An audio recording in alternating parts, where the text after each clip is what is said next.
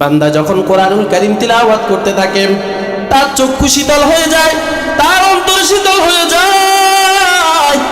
একমাত্র কারণ হলো ওই বান্দার উপর আল্লাহ রাব্বুল আলামিনের পক্ষ থেকে সাকিনা অবতীর্ণ হতে থাকে, রহমত অবতীর্ণ হতে থাকে।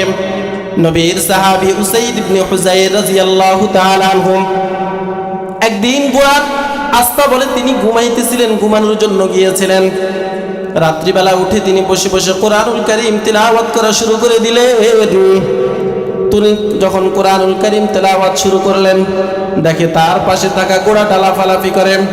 উসাইদ বিন হুযাইর কিছুই বুঝতে পারলেন না ব্যাপারটা কি, ঘোড়াটা লাফায় কেন। তিনি কোরআনুল কারীম বন্ধ করে দিয়ে ঘোড়ার কাছে যায়, দেখে ঘোড়াটা শান্ত হয়ে গেছে। আবার উসাইদ বিন হুযাইর কোরআনুল কারীম খুলে তেলাওয়াত করা শুরু করলেন, আবার দেখে ঘোড়াটা লাফালাফি শুরু করছে। উসাইদ বিন হুযাইর বলেন, আমি ভয় করতেছিলাম, ওই ঘোড়ার পাশে আমার সন্তান ইয়াহইয়া ঘুমাইতেছিল। আমি ভয় করতেছিলাম না জানি ঘোড়াটা লাফাইতে লাফাইতে আমার সন্তানের গায়ের উপর পড়ে সন্তানকে দুনিয়া থেকে বিদায় করে দেয়। উসাইদ বিন হুযাইর আবার যখন কোরআনুল কারীম বন্ধ করে ঘোড়ার কাছে গেল, দেখে ঘোড়াটা আবার শান্ত হয়ে গেছে। উসাইদ বিন হুযাইর আবার এসে কোরআনুল কারীম খুললেন, খুলে তিনি আবার তেলাওয়াত করতেছিলেন, দেখে ঘোড়াটা লাফায়। উসাইদ বিন হুযাইর চিন্তা করলো বাহিরে না জানি কোনো অঘটন ঘটে গেল। দরজা খুলে বাহিরে যেয়ে দেখে তার মাথার উপর মেঘের মতো একটা ছায়া এসে গেছে। ওই মেঘের মধ্যে সুন্দর সুন্দর তারকার মতো বাতি দেখা যায়। উসাইদ বিন হুযাইর যখন বাহিরে গেলেন, দেখে ওই মেঘটা আস্তে আস্তে করে উপরের দিকে চলে গেছে। তিনি কিছুই বুঝতে পারলেন না। সকালবেলা নবীর দরবারে গিয়ে হাজির, নবীকে ডাক দিয়া বলে, ওগো পয়গম্বর, গত রাত্রে আমার সাথে আশ্চর্য ধরনের একটা ঘটনা ঘটে গেল। আল্লাহর নবী বলে, কি হলো উসাইদ, বলো আমাকে একটু। উসাইদ বিন হুযাইর নবীকে ডাক দিয়া বলেন, ওগো পয়গম্বর, গত রাতে আমি ঘোড়া রাস্তা বলে কোরআন তিলাওয়াত করতেছিলাম, দেখি ঘোড়াটা লাফালাফি করে। আমি কোরআন বন্ধ করে দিলে দেখি ঘোড়াটা শান্ত হয়ে যায়। আবার যখন কোরআন তিলাওয়াত করে ঘোড়াটা দেখি লাফালাফি করে। নবী গো, আমি বের হয়ে দেখি আমার মাথার উপর মেঘের মতো একটা ছায়া এসে গেছে। ওই ছায়ার মধ্যে ছোট ছোট তারকার মতো কি যেন দেখতে পাই। আল্লাহর নবী উসাইদ বিন হুযাইরকে ডাক দিয়ে বলে, ও উসাইদ, তুমি কোরআনুল কারীমের তেলাওয়াত কেন বন্ধ করেছ? তারকার মতো যে বাতিগুলো দেখা যায় এগুলো বাতি নয়, বরং এগুলো আল্লাহ রাব্বুল আলামিনের পক্ষ থেকে প্রেরিত ফেরেশতাগণ। তুমি যে মেঘ খণ্ডটা দেখেছ, এটা আল্লাহ রাব্বুল আলামিনের পক্ষ থেকে সাকিনা তোমার উপর অবতীর্ণ হতেছিল। ফেরেশতারা আল্লাহ রাব্বুল আলামিনের পক্ষ থেকে তোমার জন্য সাকিনা নিয়ে তোমার ঘরের উপরে এসে অপেক্ষমান ছিল। সাহাবী, তুমি যদি সকালবেলা পর্যন্ত এই কোরআনুল কারীম তিলাওয়াত করতা, তুমি সহ যত সাহাবী মসজিদে নববীতে ফজরের নামাজ পড়ার জন্য এসেছে সবাই আল্লাহর ফেরেশতাদেরকে দেখতে পাইতো। কোরআন তিলাওয়াত করবেন, আপনার উপরে সাকিনা অবতীর্ণ হতে থাকবে। মাঝে মধ্যে অন্তত পরীক্ষার জন্য হলে কোরআনটা খুলে আস্তে আস্তে পড়বেন, আস্তে আস্তে পড়বেন। দেখবেন আপনার চোখটা শীতল হয়ে যাইতেছে, অন্তরটা শীতল হয়ে যাইতেছে, মনে হয় যেন ঘুম ঘুম ভাব। এরকম কি হয় আপনাদের? মাঝে মধ্যে হয়। মাঝে মধ্যে অন্তত পরীক্ষার জন্য করবেন। কোরআনুল কারীম এমন একটা কিতাব, কোন মানুষ যদি এই কোরআনুল কারীমকে তিলাওয়াত করতে পারে, তার যেরকম ভাবে আমলনামার মধ্যে সওয়াব লেখা হয়, কোন মানুষ যদি কোরআন তিলাওয়াত করতে নাও পারে, শুধুমাত্র কোরআনের উপর হাতটা বুলায়, তারপরও তার আমলনামার মধ্যে সওয়াব লেখা হয়।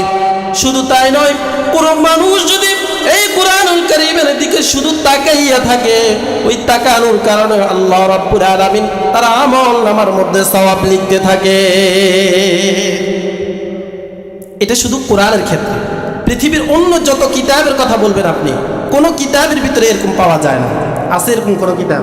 বরং আপনি পৃথিবীর যে কোনো কিতাব আনবেন, একবারে বেশি দুইবার পড়লে আস্তে আস্তে বিরক্তি লাগে, তিনবার পড়লে আরো বিরক্ত লাগে, আর ভালো লাগে না। তাহলে এই কোরআনুল কারীম, এই কোরআন আমরা তিলাওয়াত করতে থাকবো। নবী আলাইহিস সালাতু ওয়াস সালাম কোরআন তেলাওয়াতকারীর একটা উপমা দিয়েছেন, সুন্দর। ক্বালান নবী সাল্লাল্লাহু আলাইহি ওয়াসাল্লাম, মাসালুল মুমিন আল্লাযী ইয়াকরাউল কুরআন কামাসালিল উতরুজ্জা। নবী আলাইহিস সালাতু ওয়াস সালাম বলেন, আমার ওই মুমিন বান্দা উম্মত যে কোরআনুল কারীম তিলাওয়াত করে তার দৃষ্টান্ত হলো মিষ্টি কমলার মতো। রিহুহা তাইয়িবুন ওয়া তা'মুহা তাইয়িবুন, যার ঘ্রাণটাও খুব ভালো, মিষ্টিও অনেক বেশি। কমলা ঘ্রাণও ভালো, আবার মিষ্টিও খুব ভালো। এটা হলো ওই মুমিনের দৃষ্টান্ত যে কোরআন পড়ে। ওয়া মাসালুল মুমিন আল্লাযী লা ইয়াকরাউল কুরআন কামাসালিত তামারা। নবী বলেন, আমার যে উম্মত কোরআন তেলাওয়াত করে না কিন্তু সেই ইমানদার, তার দৃষ্টান্ত হলো খেজুরের মতো। লা রিহা লাহা ওয়া তা'মুহা হুলবুন, তার কোনো ঘ্রাণ নাই তবে তার মিষ্টতা আছে। তার ভিতরে ঈমান থাকার কারণে তার ভিতরে একটা কিছু আছে, কিন্তু কোরআন তেলাওয়াত না থাকার কারণে তার ঘ্রাণ নাই। ওই কোরআনের যে ঘ্রাণ আছে ওইটা বের হয় না তার থেকে। ওয়া মাসালুল মুনাফিক আল্লাযী ইয়াকরাউল কুরআন। আল্লাহর নবী বলেন, শুনো, ওই ব্যক্তির, ওই মুনাফিকের মিসাল যে কোরআন তেলাওয়াত করে, কামাসালির রাইহানা, তার দৃষ্টান্ত হলো সুগন্ধিময় ফুলের মতো। রিহুহা তাইয়িবুন লাইসা লাহা হুলবুন, যার ঘ্রাণ খুব ভালো কিন্তু তার মধ্যে কোনো মিষ্টতা নাই, বরং তার মধ্যে আছে মুররুন, তিক্ততা। তার মধ্যে কি আছে? তিক্ততা। এটা হলো মুনাফিক যে কোরআন তেলাওয়াত করে। এটার মেসাল দিছে ফুলের মতো, ফুলের ঘ্রাণ আছে কিন্তু এটা খাইতে স্বাদ নাই। ওয়া মাসালুল মুনাফিক আল্লাযী লা ইয়াকরাউল কুরআন কামাসালিল হানজালা। নবী বলেন, ওই মুনাফিক যে কোরআন তেলাওয়াত করে না তার দৃষ্টান্ত হলো মাকাল ফলের মতো।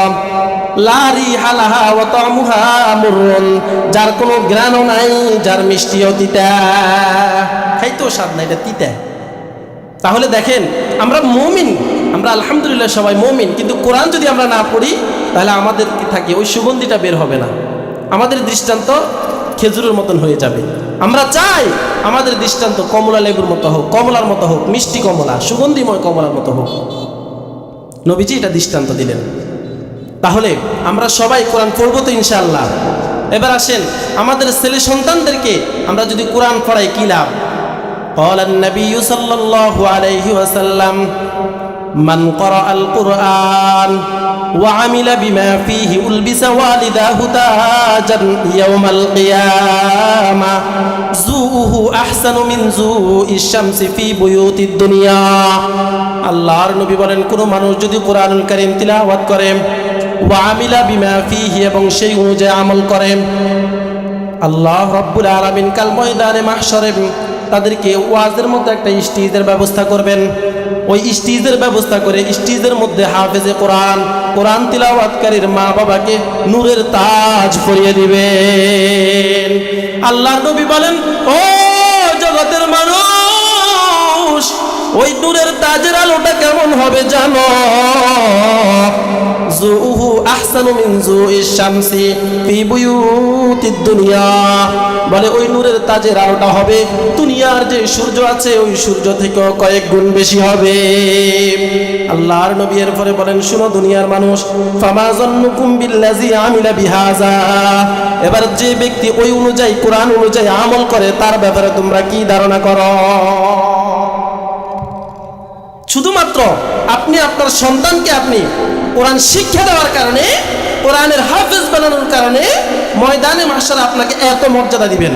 অন্য হাদিসের মধ্যে এসেছে, হাফেজে কোরআনের মা বাবাকে আল্লাহ রাব্বুল আলামিন একটা জামা পরিয়ে দিবেন, নাবা কাবার মতো একটা জামা পরিয়ে দিবেন, স্বর্ণ খচিত। ওই জামা দেখে, নূরের তাজ দেখে হাসরের ময়দানের মানুষগুলো জিজ্ঞেস করবে, ব্যাপারটা কি? এত সুন্দর করে তাকে কেন এত মর্যাদা দেওয়া হলো? সেই তো আমাদের আব্দুর রহমান, এ তো আব্দুর রহিম, এ তো সকিনা, আজকে কেন তাকে এত মর্যাদা, এত সম্মান দেওয়া হলো? তাকে বলা হবে সেই দুনিয়াতে তার সন্তানদেরকে হাফেজে কোরআন বানিয়েছে। जिस शख्स ने कुरान को सीने में बसाया जिस शख्स ने कुरान को सीने में बसाया फिरदौस मुअल्ला में मका अपना बनाया। जिस शख्स के औलाद हुए हाफिज कुरान महशर में मिलेगा उसे के ताज दुरुखशा। 10 अहले जहन्नम की सुपारिश करेगा, 10 अहले जहन्नम की सुपारिश वे करेगा। महशर में मिले कर वे उन्हें साथ चलेगा। 10 ने किया हर हर्फ पे पाता है मुसलमान, यूं काबिल सदरिश को है हर हामिल कुरान। क्या खूब है कुरानों की फैजानों की बाती, ऐ मोमिनो करते रहो कुरानों की बाती, ऐ मोमिनो करते रहो कुरानों की बाती। কোরআন পড়লে যিনি মর্যাদা বাড়ায় দেন তিনি কে? কোরআন পড়লে, কোরআন ছেলে মেয়েদেরকে পড়াইলে যিনি নূরের তাজ পরিয়ে দিবেন তিনি কে? আমরা যদিও কোরআন এখন পড়তে আর পারি না, নিজে নিজে পড়ার চেষ্টা করব। বলতে পারেন হুজুর বয়স হয়ে গেছে 60-70, কোরআন কিভাবে পড়বো? আপনাদেরকে একটা সুসংবাদ দিই। নবী আলাইহিস সালাতু ওয়াস সালাম এর আসহাবে সুফফা দারে আরকামের যে সমস্ত ছাত্ররা ছিল সাহাবীরা, তাদের বয়সে সব 40-এর উপরে ছিল। খুব নবী আলাইহিস সালাতু ওয়াস সালামের উপর কোরআন যে অবতীর্ণ হয়েছে এটাও 40 বছরে অবতীর্ণ হয়েছে। কত বছরে? 40 বছরে। তাহলে আপনি বয়সের অজুহাত দেওয়া, অজুহাত দিয়ে আল্লাহ তাআলার মাইর থেকে বাঁচার কোনো রাস্তা নাই। আপনি যদি বলেন আল্লাহ আমার বয়স হয়ে গেছিল, দাঁত পড়ে গেছে, এই জন্য আমি ভালো করে পড়তে পারি নাই, আল্লাহ বলবেন তোমার আমার নবী তো তোকে ঘোষণা দিচ্ছে যে লোকটা পড়তে পারে না, ধাক্কায় ধাক্কায় পড়ে, তার সওয়াব আমি আল্লাহ ডবল করে দিলাম। নবী তো এটা ঘোষণাই দিচ্ছে, তাহলে তুমি পড়লে না কেন, শিখলে না কেন? এটার জন্য কিন্তু ধরা আছে। এই জন্য মুহতারাম হাজিরিন, কোরআন শিখতেই হবে, কোনো কথা নাই, কোনো কথা নাই। কোরআন শিখে এটা ফরজ, এটা ফরজ। আপনার কোরআন যদি না শিখেন নামাজে হবে না। নামাজ বন্ধের যে কারণগুলো আছে, 1 নম্বর হচ্ছে কি, নামাজে অশুদ্ধ পড়া। নামাজে যদি শুদ্ধভাবে কোরআনে না পড়েন তা আপনার নামাজে হবে না। তো যার নামাজ ঠিক নেই তার কিছুই ঠিক নেই। নবী বলেন যার নামাজ ঠিক তার বাকি সব ঠিক, যার নামাজ ঠিক নেই তার কিছুই ঠিক নেই। নামাজ সহিশুদ্ধ হওয়ার জন্য কোরআন সহিশুদ্ধ হওয়া জরুরি। এই জন্য যখনই সময় পাবো, যার কাছে পাবো, কোরআন শিখবো। 2 নম্বর, ছেলে সন্তান নাতি নাতকুদেরকে আমরা মাদ্রাসায় দিয়ে দিব, মাদ্রাসায় দিয়ে দিব যাতে কোরআনকে সহিশুদ্ধভাবে অন্তত শিখতে পারে। অন্যথায় কি হবে জানেন? ময়দানে মাহশার ওই ছেলে সন্তানদেরকে যখন আল্লাহ তাআলা জাহান্নামের ঘোষণা দিয়ে দিবেন, ওই ছেলে সন্তানরা বলবে আল্লাহ আমাদেরকে জাহান্নাম দেন, কোনো আফসোস নেই। তবে একটা আমাদের আবদার আপনার কাছে, সেটা হলো আপনি আমাদেরকে জাহান্নামে দেওয়ার আগে আমাদের মা বাবাকে আমাদের সামনে আনেন, তাদের গাড়ির উপর পাড়াই আমরা আজকে জাহান্নামে যেতে চাই। জিজ্ঞাসা করা হবে কেন? বলবে আল্লাহ তারা দুনিয়াতে আমাকে কোরআন শিক্ষা দেয় নাই, তারা আমাকে নামাজের কথা বলে নাই, এই জন্যই আজকে আমি জাহান্নামী হয়েছি, তাদের কারণে জাহান্নামী হয়েছি, তাদেরকে ছাড়া আমি আজকে জাহান্নামে যাব না। কি উপায় হবে তখন? কি উপায় হবে বলেন? আর এদিক দিয়ে আপনি যখন কোরআন তেলাওয়াত শিখতে থাকবে আপনার নাতিরা, আপনার ছেলেরা, কি লাভ হবে জানেন? ময়দানে মাহশারে যাওয়ার পরে আল্লাহ রাব্বুল আলামিন মানুষদেরকে সুপারিশ করার অনুমতি দিবেন। প্রথমে নবীদেরকে সুপারিশ করার অনুমতি দিবেন, সুপারিশ করে নবীরা একদল নিয়ে যাবে। দ্বিতীয়ত উলামায়ে কেরামদেরকে, শহীদদেরকে, বিভিন্ন শ্রেণীদেরকে অনুমতি দিবেন, নিয়ে যান। আপনার ওই ছেলে সন্তান, আপনার ওই ছোট্ট বাবুটা যাকে আপনি মাদ্রাসায় পড়িয়েছেন, যাকে আপনি দ্বীনের শিক্ষা দিয়েছিলেন, যে ভালো আলেম হয়েছেন, তাকে যখন বলা হবে যাও তুমি জান্নাতের দিকে চলে যাও, ওই লোকটাকে পিছন থেকে অনেকগুলো লোক ডাক দিয়ে বলবে ও মাওলানা সাহেব, ও হাফেজ সাহেব, দুনিয়াতে আমি আপনাকে অমুক দিন 2 টাকার একটা চকলেট নিয়ে দিয়েছিলাম, অমুক দিন আপনাকে আমি একটা জামা সিলাইয়া দিয়েছিলাম। ও নাতি, তোমাকে যদি আমি প্রতিদিন এই ঠান্ডার মধ্যে মাদ্রাসায় নিয়ে না যাইতাম তাহলে তুমি আলেম হতে পারতা না। ও আলেম, আপনাকে যদি আমি সহযোগিতা না করতাম আপনি আলেম হতে পারতেন না। আপনাকে আমি অমুক দিন এই হেল্প করেছি, আজকে আমি জাহান্নামের আসামি হয়ে গেছি, আপনি একটু আমাকে জান্নাতের দিকে নিয়ে যান। সাথে সাথে ওই আলেম দাঁড়ায় যাবেন। আল্লাহ রাব্বুল আলামিন আলেমকে জিজ্ঞেস করবে আলেম কি ব্যাপার, আপনাকে জান্নাতে যাওয়ার জন্য অনুমতি দেওয়া হয়েছে কিন্তু আপনি জান্নাতে কেন যান না? আলেম ডাক দিয়ে বলবে আমি আজকে আপনার জান্নাতের মালিক যেই কারণে হয়েছি, যেই সমস্ত মানুষদের সহযোগিতার কারণে আমি জান্নাতের মালিক হয়েছি, ওই মানুষগুলো আজকে জাহান্নামের আসামি। আমি তাদেরকে ছাড়া আমি জান্নাতে যেতে রাজি নাই। আল্লাহ রাব্বুল আলামিন ডাক দিয়া বলবে, ও মাওলানা, আপনি যত মানুষের জন্য সুপারিশ করবেন, আপনার সুপারিশকে গ্রহণ করা হলো, যান আপনি তাদেরকে নিয়ে জান্নাতে চলে যান। মাদ্রাসায় ছাত্রদেরকে দিব, ছেলে সন্তানদেরকে দিব, আরেকজনকে বলবো যে আমার মাদ্রাসায়, এই মাদ্রাসাতে তোমার ছেলেটাকে দিও।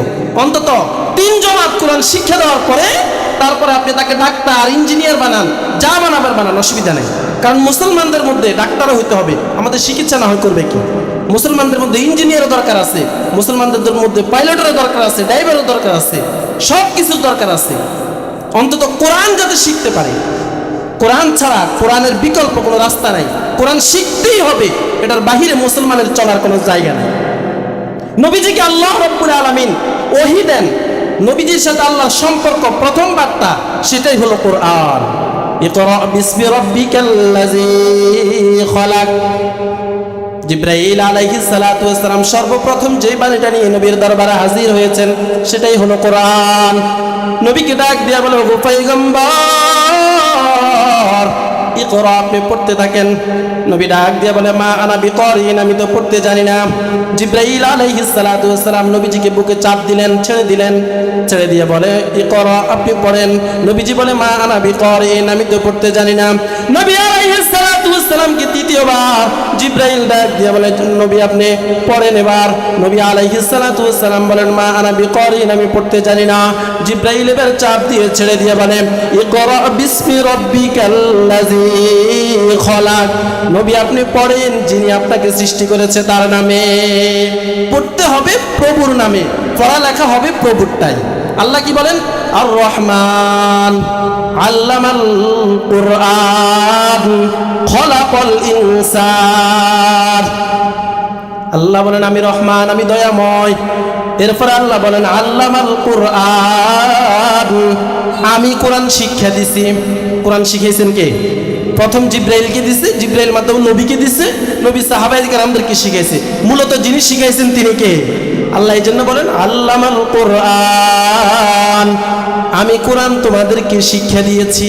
তাহলে আমাদেরকে যে পড়তে হবে সেটাই হলো কোরআন।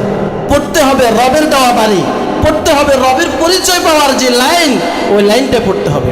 দুনিয়া পড়ার অসুবিধা নাই, দুনিয়া তো পড়ালেখা এটা দুনিয়ার মধ্যে সীমাবদ্ধ। আপনার চোখ বন্ধ হওয়া পর্যন্ত সীমাবদ্ধ। চোখ যখন বন্ধ হয়ে গেছে আপনার পড়ালেখা সব শেষ হয়ে গেছে।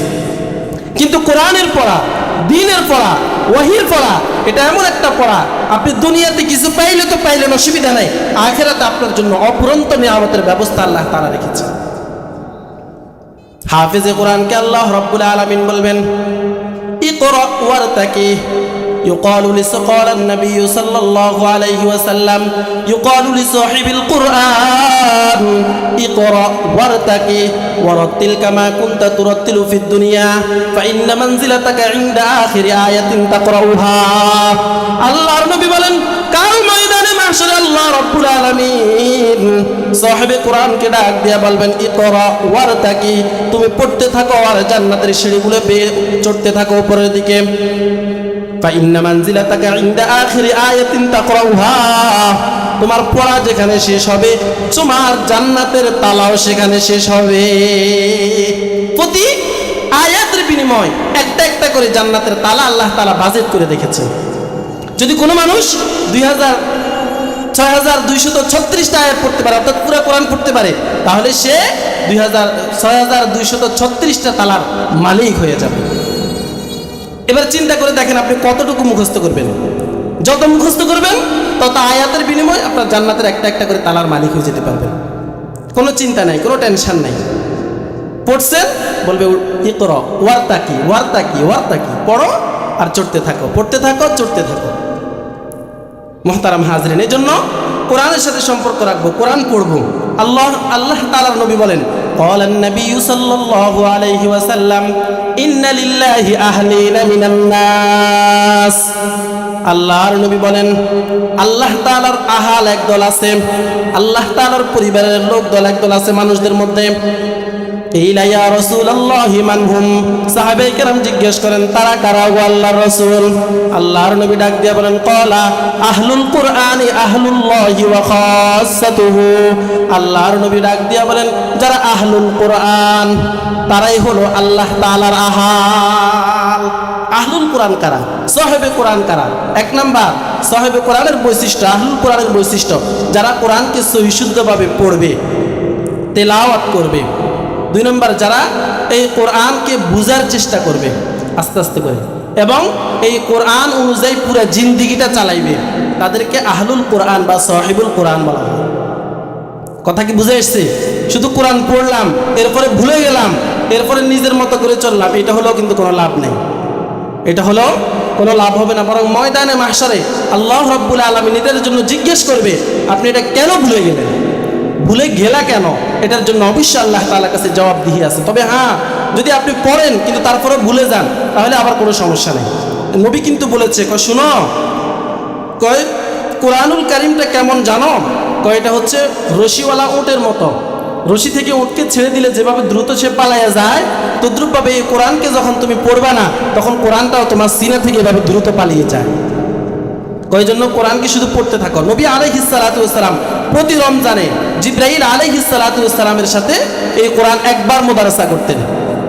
এই পুরো কোরআনকে একবার তিনি শুনতেন, জিবরাইল পড়তেন, আর একবার তিনি পড়তেন, জিবরাইল শুনতেন। কিন্তু নবী আলাইহিস সালাতু ওয়াস সালাম শেষ বছরে এসে এটা দুইবার মুদারাসা করেছেন, অর্থাৎ দুইবার শুনেছেন আবার দুইবার শুনছেন শেষ বছরে এসে। তাহলে এই কোরআন আমরা পড়লেও সওয়াব, এই কোরআন শুনলেও সওয়াব। সওয়াব আছে না নাই? নবী আলাইহিস সালাতু ওয়াস সালাম নিজে শুনতেন। তো এখান থেকে বোঝা যায় কোরআন যদি শুনে এটাতেও লাভ আছে, কোনো লস নাই। কোরআন নিজে শিখলেও লাভ, ছেলে সন্তানদেরকে শিখাইলেও লাভ, যারা কোরআন পড়ে তাদেরকে সহযোগিতা করলেও লাভ। এটা এমন এক কিতাব। আল্লাহর নবী বলেন ক্বালান নবী সাল্লাল্লাহু আলাইহি ওয়াসাল্লাম ইন্নাল্লাহা ইয়ারফাউ বিহাযাল কিতাবি আকওয়ামান ওয়া ইয়াযউ বিহিল আখারিন। আল্লাহর নবী বলেন ও দুনিয়ার মানুষেরা শোনো, আল্লাহ রাব্বুল আলামিন এই কোরআনের মাধ্যমে বহু জাতিকে আল্লাহ রাব্বুল আলামিন সমুন্নত করেছেন, তাদের মর্যাদা বাড়িয়ে দিয়েছেন। আবার বহু জাতিকে এই কোরআনের কারণে আল্লাহ তাআলা অপদস্থ করেছেন। এই কোরআনের কারণে আল্লাহ রাব্বুল আলামিন কত পথহারা মানুষকে পথের দিশা দিয়েছেন। ইসলামের সবচেয়ে বড় দুশমন ওমর ফারুক রাদিয়াল্লাহু তাআলা আনহু। ওমর কেমন দুশমন জানেন? যখন মক্কার সব লিডাররা বসে ঘোষণা করলো কে মুহাম্মাদের মাথাটা আমাদের সামনে নিয়ে আসতে পারবা? ওমর ফারুক রাদিয়াল্লাহু তাআলা আনহু ডাক দিয়ে বলেন লাব্বাইক, এটা আমি পারবো। মক্কার সব নেতারা বলে হ্যাঁ ওমর তুমি সাহসী, এটা তুমিই পারবা, তুমি ছাড়া অন্য কারো পক্ষে এটা সম্ভব হবে না। ওমর ফারুক রাদিয়াল্লাহু তাআলা আনহু যখন এটা বলার পরে ওমর রাদিয়াল্লাহু তাআলা তখলা তরবারি নিয়ে রওনা হয়ে গেছে, নবীজির মাথাটাকে আলাদা করে ফেলবে। পথের মধ্যে একজন লোকের সাথে দেখা হলো। লোকটা জিজ্ঞেস করে ওমর ব্যাপারটা কি? চোখ দেখি লাল লাল হয়ে আছে, আবার তরবারিটাও দেখি খোলা, ব্যাপারটা কি? কই যাও? ওমর ডাক দিয়ে বলে তোমার সাথে কথা বলার সময় নাই, আমি মুহাম্মাদের মাথা নেওয়ার জন্য যাই। ওমর কি ডাক দিয়ে বলে ওমর তুমি চাই মুহাম্মাদের মাথা নেওয়ার জন্য যাও, ওই মুহাম্মাদের উপর ঈমান এনে তোমার বোন এবং ভগ্নিপতি মুসলমান হয়ে গেছে। ওমরের মেজাজ খারাপ হয়ে গেছে, কি ব্যাপার? আমার ঘরের মধ্যেও বুঝি এটা ঢুকে গেছে। আমি চাইছি মুহাম্মাদের মাথাটা নিয়ে এই ধর্মটাকে আমি শেষ করে দিতাম, এটা বুঝি আমার ঘরেও ঢুকে গেছে।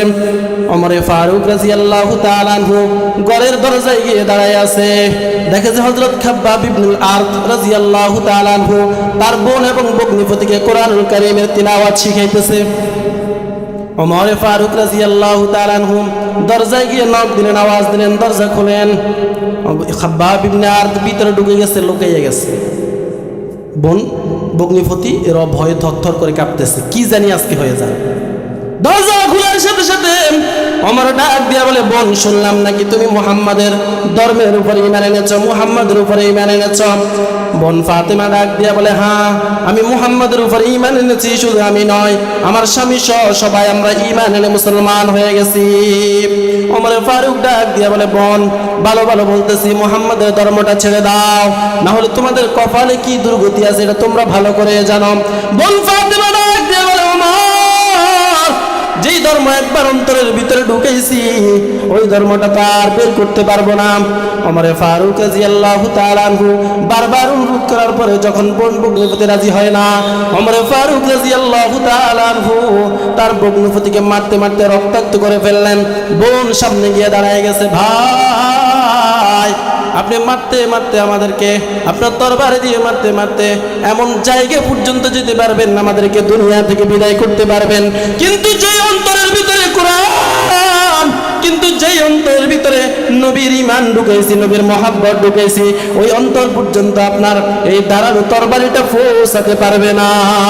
ওমর ফারুক রাদিয়াল্লাহু তাআলা আনহু চিন্তা করলেন ব্যাপারটা কি এমন মধু আছে। তিনি এবার একটু শান্ত হলেন।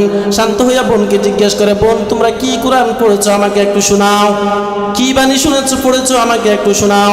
বোন বলে, না, আপনি নাপাক, আপনাকে এটা শোনানো যাবে না। কিছুক্ষণ পরে ডাক দিয়া বলে, না, আমাকে পবিত্র করাও, তোমরা পবিত্র করায় কোরআন কারীমটা একটু শোনাও, আমি শুনতে চাই। বোন ডাক দিয়ে বলেন, যান, আপনি পবিত্র হয়ে আসেন, গোসল করে আসেন। গোসল করে আসার পরে ওমর ফারুক রাদিয়াল্লাহু তাআলা আনহুর সামনে খাব্বাব ইবনুল আরত রাদিয়াল্লাহু তাআলা আনহু সূরা তাহা তেলাওয়াত করতে শুরু করলেন। তেলাওয়াত করতেছে এদিক দিয়ে ওমরের চোখের দিকে তাকাইয়া দেখে ওমরের চোখ বেয়ে বেয়ে ঝরঝর করে পানি পড়তেছে। ওমর ফারুক রাদিয়াল্লাহু তাআলা আনহু কিছুক্ষণ পর ডাক দিয়া বলে, থাম থাম, আর কোরআন পড়বি না, আমাকে মুহাম্মাদের কাছে নিয়ে যাও, আমি মুহাম্মাদের উপরে ঈমান এনে মুসলমান হয়ে যেতে চাই।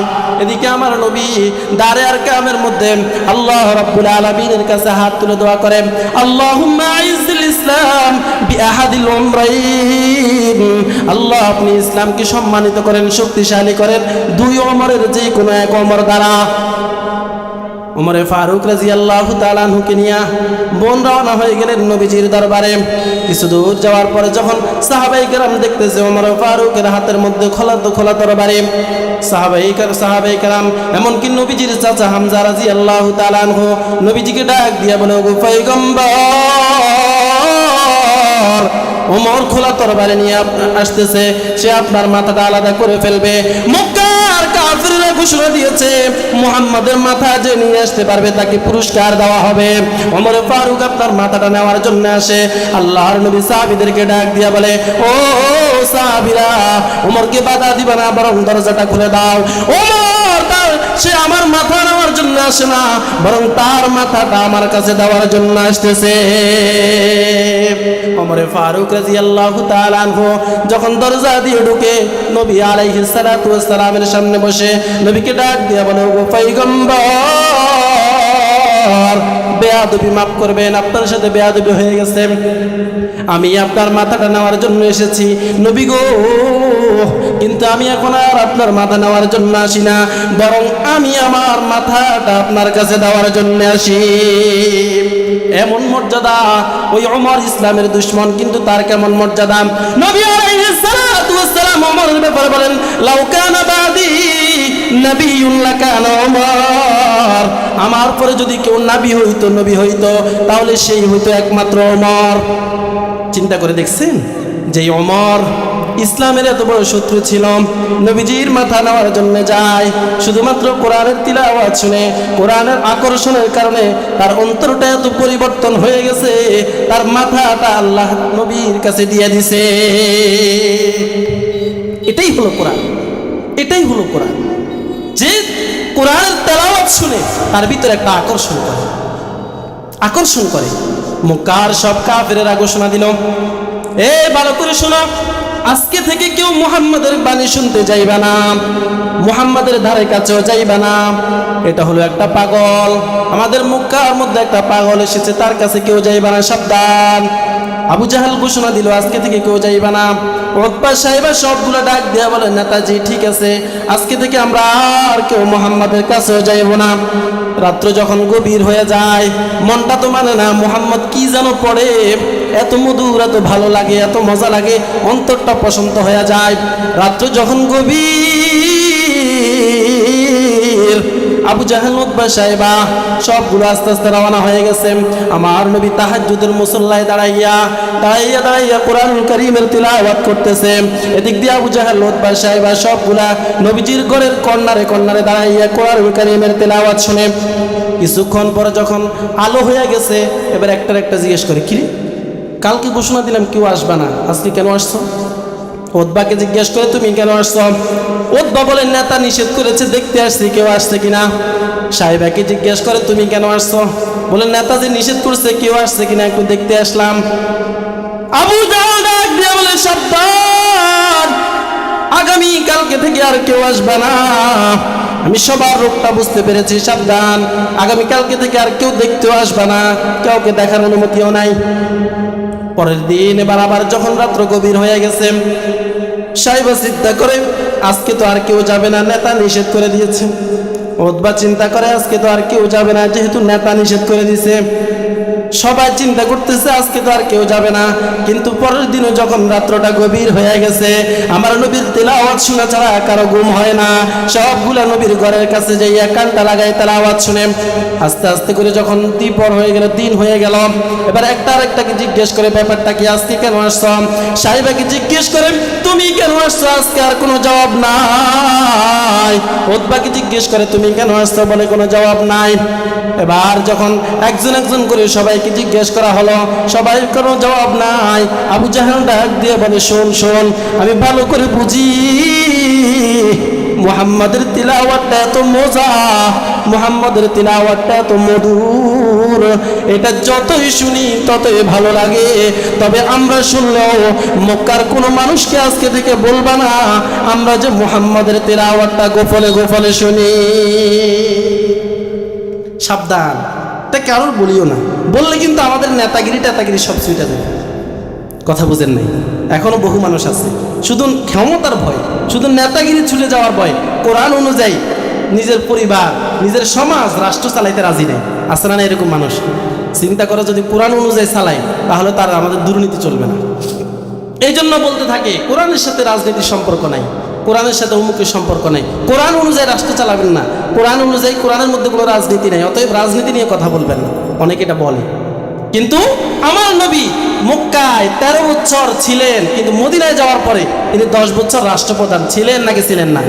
আবু বকর রাষ্ট্রপ্রধান ছিলেন নাকি ছিলেন না? ওমর রাষ্ট্রপ্রধান ছিলেন নাকি ছিলেন না? ওসমান রাষ্ট্রপ্রধান ছিলেন নাকি ছিলেন না? তো এরা কিভাবে ছিল রাষ্ট্রপ্রধান? এরা কিভাবে ছিল? আসলে ভয় হচ্ছে কোথায় জানেন? যদি ইসলাম ক্ষমতা এসে যায় তাহলে চুরি, বাটপারি, খুন খারাপি, হত্যা, রাহাজানি কোনো কিছুই চলবে না। চুরি করছেন তো হাতটা মোটামুটি কেটে দিছে, শেষ। একজনকে দর্শন করছেন তো পাথর মেরে আপনাকে শেষ। এই ভয়ে তারা কোরআন অনুযায়ী রাষ্ট্র চালানোর কথা বলতে চায় না। এই জন্য তারা আফগানিস্তানের কথা শুনলে ভয় পায়। অথচ দেখেন, দুর্নীতিতে জর্জরিত মানুষ, দর্শনের বিচার হতে আছে, আবার দর্শনও বাড়তে আছে, চুরির বিচার হতে আছে, চুরিও বাড়তে আছে। চোরের অভাব নেই এই দেশের মধ্যে, যতই আপনি চুরির বিচার করবেন অভাব নাই, হত্যা যত বিচার করবেন কোনো সমস্যা, বাড়তে আছে, এটা বাড়তেই আছে, এটা বাড়তেই থাকবে, বাড়তেই থাকবে। কারণ যে তন্ত্র মন্ত্র দিয়া রাষ্ট্র চলে, ওই রাষ্ট্রের এই বিচার দিয়া কোনোদিন খুন খারাপি, চুরি ডাকাতি বন্ধ হবে না। চুরি ডাকাতি যদি বন্ধ করতে হয় একমাত্র কোরআনের শাসন, এটার বাহিরে কোনো পথ নাই। কোরআন দিয়ে যদি আপনি অর্থ মন্ত্রণালয় চালান, এটা হবে পৃথিবীর মধ্যে শ্রেষ্ঠ অর্থ মন্ত্রণালয়। কোরআন দিয়ে যদি আপনি স্বরাষ্ট্র মন্ত্রণালয় চালান, এটা হবে সর্বশ্রেষ্ঠ, পৃথিবীর মধ্যে সর্বশ্রেষ্ঠ স্বরাষ্ট্র মন্ত্রণালয়। কোরআন দিয়ে যদি আপনি আইন চালান, আইনের বিভাগ চালান, আপনার সুপ্রিম কোর্ট, হাইকোর্ট, এগুলো চালাতে থাকেন, দেখবেন এমনিতে অটোমেটিক আস্তে আস্তে করে এই দেশ থেকে চুরি ডাকাতি আস্তে আস্তে অটোমেটিক চলে যাইতেছে। মানুষ ভয় পায়, কয় একটা যদি হাত কেটে দেয়, ওরে বাবা রে, আফগানিস্তানে যদি কারো একটা হাত কাটে, অথবা সৌদি আরবে, সবগুলো একসাথে আমেরিকা লাফাই ওঠে, এটা অমানবিক কাজ, এটা নির্যাতন করা হয়েছে, এই করছে সেই করছে, কত কথা বলে, কত কথা বলে, কারণ এটা কোরআনের আইন তো। অথচ এই কথা বলে না যে একটার যদি হাত কেটে দেয় বাংলাদেশের মধ্যে যদি বাইতুল মুকাররমের সামনে এক চোরের হাত কাটে, বাংলাদেশের যত চোর আছে সবগুলো সুইয়ের মতো সোজা হয়ে যাবে। কথা বলেন ঠিক না বেঠিক? শুধুমাত্র একটা যদি দর্শনের কারণে একটাকে যদি রজম করা হয়, বাংলাদেশে যত দর্শক আছে সবগুলো সুইয়ের মতো সোজা হয়ে যাবে, সবগুলো সুইয়ের মতো সোজা হয়ে যাবে। আল্লাহ তাআলা বলেন, তোমরা কেসাসকে ভয় পাও, অথচ কেসাসের মধ্যে হায়াত রয়েছে। আল্লাহ বলেন কেসাসের মধ্যে হায়াত, একটাকে মেরে ফেলো, বাকি সবগুলো ঠিক হয়ে যাবে। এই জন্য মুহতারাম হাজরিন, কোরআনের সাথে আমার আপনার সম্পর্ক যত বেশি লাগবে, তার আমাদের আপনার মর্যাদা যিনি বাড়াই দিবেন তিনি কে? আমার আপনার ছেলে সন্তানদেরকে আমরা যদি কোরআন পড়াই, আমাদের মর্যাদা কে বাড়াই দিবেন? আমরা কি এই কোরআন পড়তে রাজি আছি? এই কোরআন ছেলে সন্তানদেরকে পড়াইতে রাজি আছি? এই মাদ্রাসাগুলোতে কোরআনুল কারীম ছেলেদেরকে পড়ানোর জন্য আমরা দিতে রাজি আছি তো? এবার শুনেন তো, কোরআনুল কারীম পড়লে কি কি লাভ হয়? আপনি কবরে যাইলে কোরআন আপনার মাথার পাশ দিয়ে এসে দাঁড়ায় যাবে। মুনকার নাকির এসে তাকে সওয়াল জবাব করতে থাকবে। কোরআন ডাক দিয়ে বলবেন, এই লোকটা হলো সাহিবুল কোরআন। তাকে জিজ্ঞেস করবে না, আমাকে জিজ্ঞেস করো কি কি দরকার আছে। ময়দানে মাহশারে যাওয়ার পরে আল্লাহর নবী বলেন, আল কোরআন শাফিউন মুশাফফা, কোরআন এমন সুপারিশকারী যার সুপারিশটা গ্রহণ করা হবে। ময়দানে মাহশারে যাওয়ার পর এই কোরআনটা আল্লাহ তাআলার কাছে সুপারিশ করতে থাকবে। আল্লাহ, এই লোকটা সাহেবে কোরআন ছিল, আহলুল কোরআন ছিল, আপনি তাকে ছাড়া সে দুনিয়াতে আমাকে সংরক্ষণ করেছে, আমাকে সাথে নিয়ে চলেছে, আমি আজকে তাকে ছাড়া জান্নাতে যাব না। আল্লাহ রাব্বুল আলামিনের সাথে একটা পর্যায়ে সে মুজাদালা করতে থাকবে, ঝগড়া করতে থাকবে। আল্লাহ রাব্বুল আলামিন তার ওই ঝগড়াটাকে কবুল করে নেবেন, বলবেন যাও যাও, কোনো সমস্যা নাই, আপনি যেখানে আটকে যাবেন কোরআন আপনার সাথে হয়ে যাবে। আপনি কবরে যাবেন, কোরআন আপনার মাথার পাশে হাজির। আপনি হাসরের ময়দানে যাবেন, কোরআন আপনার কাছে হাজির। আপনি ফুলসিরাতে যাবেন, কোরআন আপনার কাছে হাজির। আপনি মিজানে যাবেন, কোরআন আপনার কাছে হাজির। সব জায়গায় কোরআন বলবে আমাকে সংরক্ষণ করেছে, এ হলো আহলুল কোরআন, এ হলো সাহিবুল কোরআন, আজকে তাকে ছাড়া আমি জান্নাতে যাব না। শুধু তাই নয়, জামানার নবী ঈসা আলাইহিস সালাতু ওয়াস সালাম একদিন একটা কবরের পাশ দিয়ে যাইতেছে। যাওয়ার পর সময় দেখি ওই কবরের মধ্যে ভয়ঙ্কর আযাব। কবরের লোকটা চিৎকার করতেছে। ঈসা আলাইহিস সালাতু ওয়াস সালামকে আল্লাহ রাব্বুল আলামিন ওই কুদরত দিয়েছিলেন, তিনি কোনো মৃত মানুষকে যদি বলতেন কুম বিইজনিল্লাহ, লোকটা দাঁড়ায় যাইতো, জীবিত হয়ে যাইতো। এটা মুজিজা দিয়েছেন আল্লাহ। ঈসা আলাইহিস সালাতু ওয়াস সালাম যাওয়ার সময় দেখে ওই কবরের মধ্যে আযাব হইতেছে। কিছুদিন আবার ওই দিক থেকে ফিরে আসতেছে। আসার পরে দেখে সময় দেখে ওই কবরের মধ্যে আজকে আর কোনো আযাব নাই, বরং ওই কবর থেকে জান্নাতের সুঘ্রাণ বের হইতে আছে। তিনি আশ্চর্য হয়ে গেলেন, ব্যাপারটা কি? আল্লাহ রাব্বুল আলামিনকে জিজ্ঞেস করে, ওগো আল্লাহ, কিছুদিন আগে যাওয়ার সময় দেখলাম এই কবরের মধ্যে আযাব হয়, কিন্তু আজকে দেখি এই কবরের মধ্যে কোনো আযাব নাই, ব্যাপারটা কি? আল্লাহ রাব্বুল আলামিন ঈসাকে ডাক দিয়া বলে, ও পয়গম্বর, ভালো করে শোনো, এই লোকটা যখন মারা গেছে তার স্ত্রী হামিলা ছিল, তার স্ত্রীর পেটের মধ্যে সন্তান ছিল। কিছুদিন পরে যখন ওই সন্তানটা ভূমিষ্ঠ করেছে, সে একটু বড় হয়েছে, তার মা তাকে মাদ্রাসায় নিয়ে দিয়েছে। মাদ্রাসায় যাওয়ার পরে হুজুর বলে বিসমিল্লাহির রহমানির রহিম, হুজুরের মুখে মুখে ওই সন্তানটাও বলে বিসমিল্লাহির রহমানির রহিম। আমি ফেরেশতাদেরকে ডাক দিয়ে বললাম, ও ফেরেশতারা, যেই সন্তান আমি আল্লাহকে রহমান বলে ডাক দেয়, যেই সন্তান আমি আল্লাহকে রহিম বলে ডাক দেয়, ওই সন্তানের বাবার কবরের মধ্যে আযাব হবে, এটা কোনোভাবেই সম্ভব হতে পারে না। যাও যাও, তোমরা ওই ছেলের বাবার কবরের মধ্যে জান্নাতের বিছানা বিছিয়ে দাও।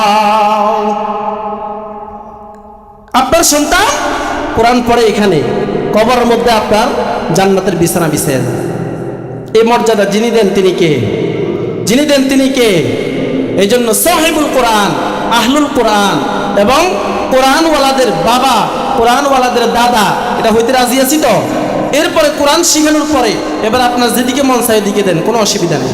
কোরআন অনুযায়ী কোরআন তিলাওয়াত করব, কোরআন অনুযায়ী নিজের বডি সাজাবো, নিজের দেশ সাজাবো, নিজের সমাজ সাজাবো, দেখবেন এমনিতে সব কিছু সুন্দর হয়ে যাবে।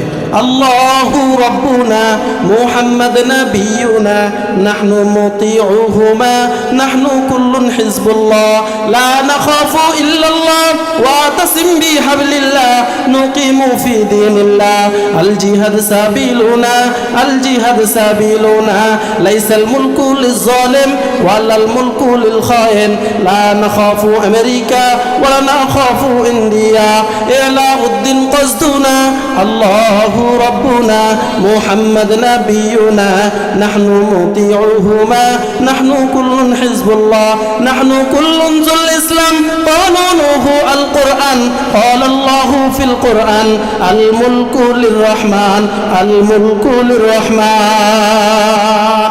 আল্লাহ রাব্বুল আলামিন আমাদের সবাইকে কোরআন অনুযায়ী কোরআন শিখার এবং কোরআন ছেলে সন্তানদেরকে শিখানোর তৌফিক দান করে সকলে আমিন।